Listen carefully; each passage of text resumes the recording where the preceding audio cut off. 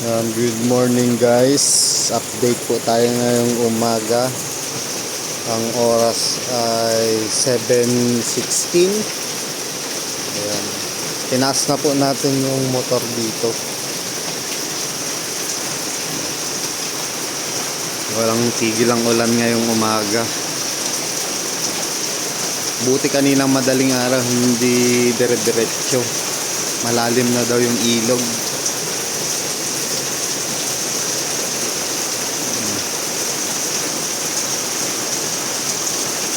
Para pag nag-evacuate kami ni Gab, yan, naka-ready na yung sasakyan.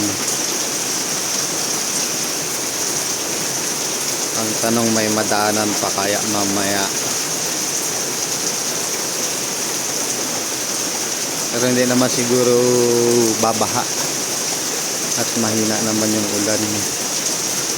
Sana itigil niya, nakawawa yung mga lugar na binaha. Yun lang guys, thank you.